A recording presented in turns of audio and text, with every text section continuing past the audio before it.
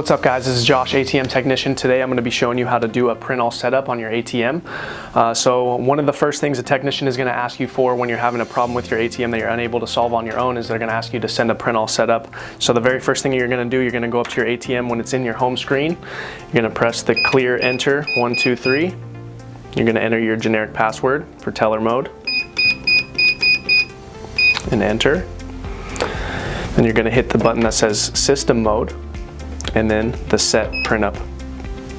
Once your print all setup is printed, the technician will have you send them pictures of the print all setup and they will go by section. There are 5 sections. If there is no problem with any of the sections, we'll be troubleshooting your machine further on from that point.